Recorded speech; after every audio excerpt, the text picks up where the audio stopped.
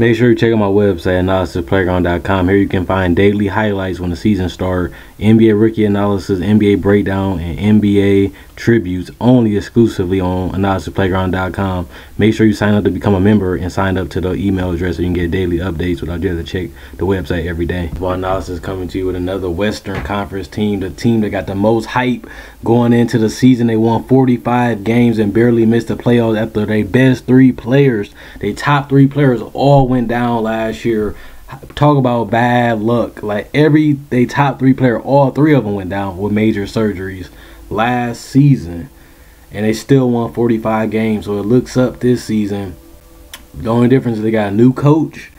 They got the similar roster: Mitch McGary, Anthony Morrow, Steve Novak, Andre Robertson, Kyle Singler, Dion Waiters, Steven Adams, DJ Augustine, Nick Collison, Serge Ibaka. They all still here.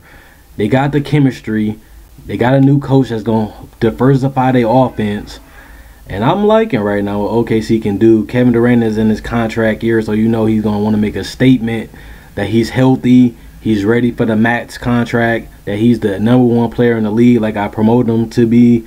He shot 32, 7, and 5 on 50% shooting and 39 from 3. And he tacked on to that season with 25, 50 on 40. He's the most efficient scorer in the league. One of the most efficient perimeter scorers I've seen in history. Because remember, we grew up on T-Mac and Kobe. They wasn't shooting no 50. They was averaging 30, but they wasn't shooting no 50% from the field. He averaged 32 on 50. I have never seen the three-point, and he's shooting 40% from 3. I never seen the complete arsenal like Kevin Durant. I never seen the complete player that he's becoming, and he's a young player still. And I never seen somebody from the guard spot besides George Gervin, but he didn't shoot threes as much as Kevin Durant, and he's shooting 40 from 3. So Kevin Durant is ridiculous. Do not sleep on him. He is the top player in the league, or he's tied for it. He put up 32, 7, and 5. So this man is no joke. He's efficient and he's dominant. Russell Westbrook had his best season in the NBA because he was the #1 option because Kevin Durant was down. He averaged a triple-double. He's going to come back even better because his confidence is high off this season. He's seen how he can torture defense. He's seen how he can pick apart defenses. He was aggressive. He was attacking, looking for a shot like he always do. He was terribly inefficient, but with Westbrook getting Kevin Durant, Enes Kanter, and Serge all back in the lineup is going to take pressure off him, and he's going to get easier shots. He can be aggressive. He don't have to worry about the floor will be spaced out for his driving lanes because you got Enes can shoot and Serge can shoot as stretch big man. So he don't have the floor spaced out so he can drive and brutalize people more often. The pick and roll is going to be on lockdown because Enes can shoot and Serge Ibaka can shoot from the 2 to the 3. So he's going to be brutalizing the pick and roll. And Serge Ibaka, you know, he's the ridiculous shooter from the spot up. And then you got Kevin Durant in the corner, Kyle Singler in the corner. It's just going to be crazy. It's just going to be crazy offensively what this team can do. And like I said, you can even put Serge Ibaka at the 5 sometimes and play small ball. So this team is ridiculous. Enes Kanter can shoot the mid-range. He can shoot the free throw. He can post up, shoot over both hooks. And he just can brutalize players just offensively. Defensively, I think he's going to get better because he's playing with a coach that's young. He's playing with Serge Ibaka's on help him out, and he also had a chance to watch footage. He said he really wasn't playing like nothing in Utah because they really weren't playing for nothing, but now he has something to play for. That's an NBA championship. He's playing with 2 all-star superstar caliber players in OKC, so now he's playing for something. So I think Enes Kanter going to take his defense more serious, and he's going to dominate offensively because he wanted an all-around big man already. And they said the hardest thing for a big man to learn is offense. Enes Kanter is all-around dominant offensively already, and he's not even 25. So he learned quickly how to be a finesse big man, and that's going to help them. And they got him locked under contract for 5 years. Well, 4 years, I should say. So he's going to be here for a while, and he's young. So this team, eventually they should win the championship with the roster they got right now.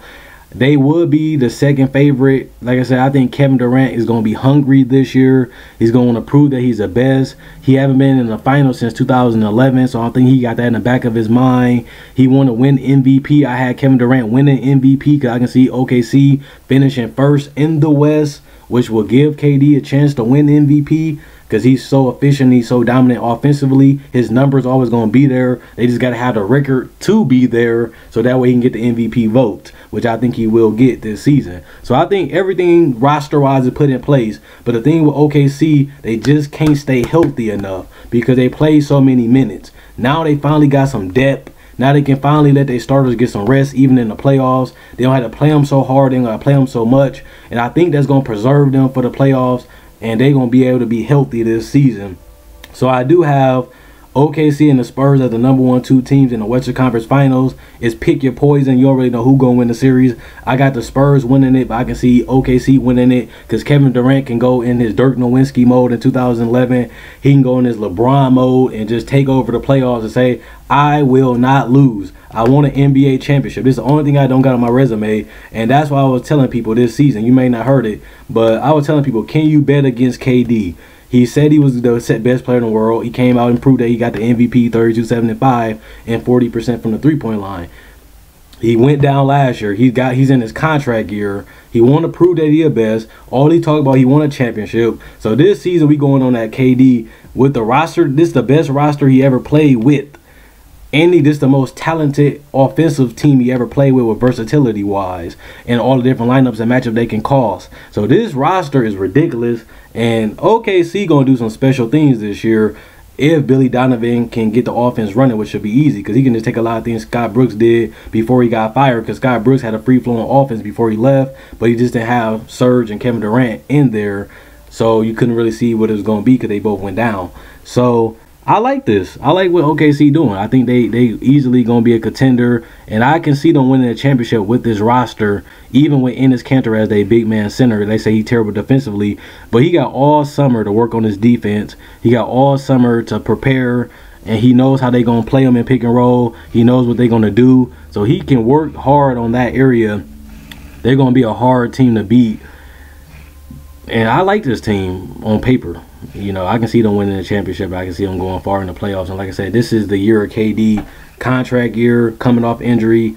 He going to want to prove that he's the best in the league, and he's going to want to win that championship. If you see any sign of weakness, I think Kevin Durant going to go after the blood, suck it out, and just win this championship. So it's either OKC or the Spurs. I just don't like Enes and Dion, so I'm going to go with the Spurs because Greg Popovich, he see a chink in your armor. He's going to exploit it. So if they can outscore, which they can outscore the Spurs with Westbrook and Durant, Ibaka, Ennis. I can see OKC beating the Spurs in the 7-game series. I think it's going to go 7. And like I said, KD can win that series by itself, like LeBron did in Game 7 against the Spurs. He just took over that fourth quarter and said, I will not lose. And that's what KD going to have to do this year if he want to come out the West, and if he want to come get that championship from LeBron or Chicago or Miami, whoever come out the East. KD got to have that mentality. I'm the best. Like you've been saying, I'm the best player. You got to go out there, prove it, win this MVP, win this championship, and go into free agency as the #1 player and get his money. Let me know what you guys think. Comment, like, subscribe, and share. Quinn Wade Basketball Analysis signing out.